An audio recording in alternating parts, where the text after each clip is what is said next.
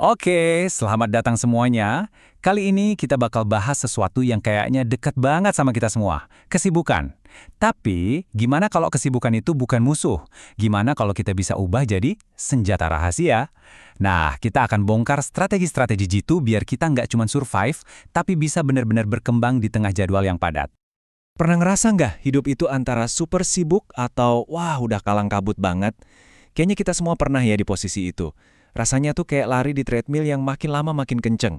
Nah, tapi gimana kalau perasaan kewalahan itu sebetulnya bisa kita jinakan? Bahkan bisa kita manfaatkan? Oke, yuk kita bedah lebih dalam. Ini dia peta jalan kita untuk hari ini. Ada 5 langkah praktis yang bakal kita bahas untuk geser dari yang tadinya cuma reaktif sama kesibukan, jadi lebih proaktif dan punya tujuan yang jelas dalam semua yang kita lakuin. Oke, kita mulai dari yang pertama. Membayangkan ulang arti sibuk. Coba kita pikirin ide yang sedikit radikal ini deh.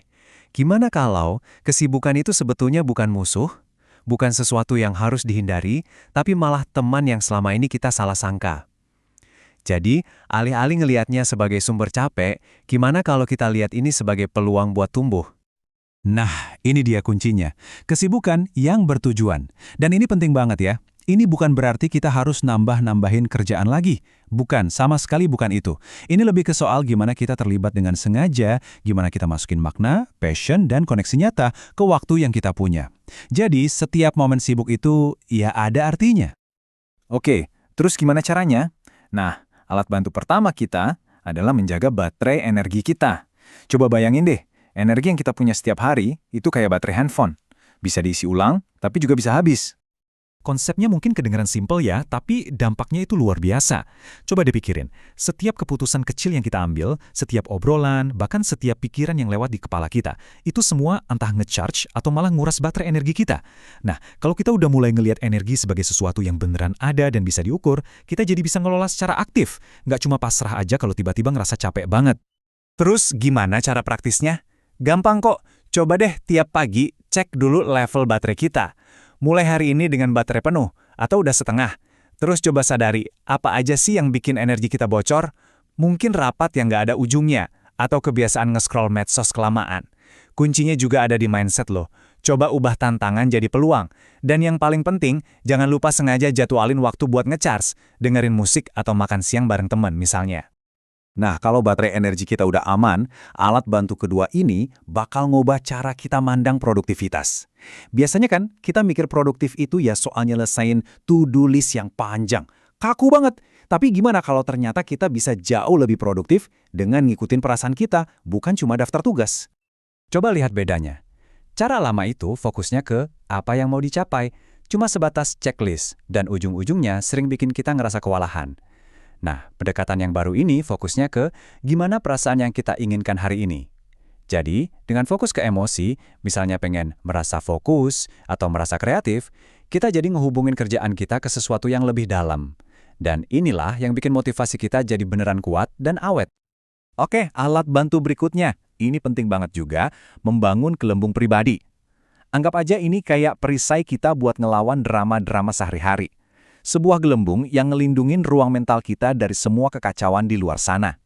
Tapi penting buat dicatat ya, ini bukan berarti kita jadi antisosial atau nutup diri. Sama sekali bukan.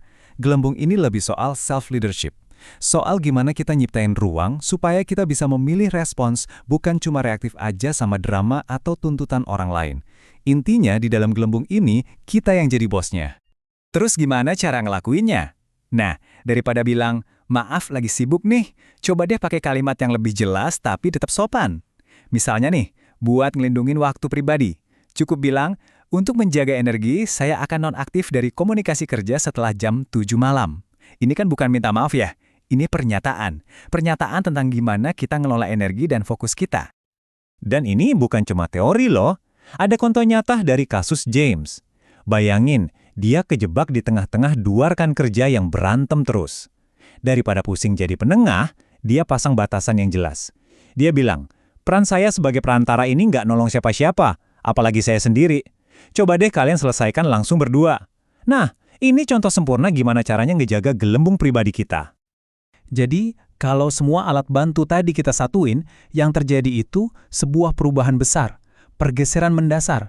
Kita nggak lagi jadi korban kesibukan, tapi kita jadi arsiteknya. Ini perjalanan dari yang tadinya cuma reaktif, jadi benar-benar proaktif nentuin arah hidup kita sendiri. Jadi, ingat ya, ada 3 alat utama di kotak perkakas mental kita. Pertama, baterai energi buat ngelola sumber daya kita yang paling berharga. Kedua, produktivitas berbasis kesenangan, biar kerjaan kita nyambung sama perasaan positif. Dan ketiga, gelembung pribadi, buat ngelindungin diri kita dengan batasan yang sehat.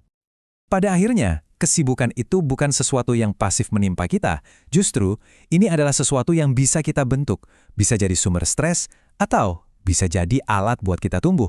Jadi pertanyaannya sekarang bukan lagi apakah Anda sibuk, karena jawabannya mungkin iya. Tapi pertanyaannya adalah bagaimana Anda akan menggunakan kesibukan Anda.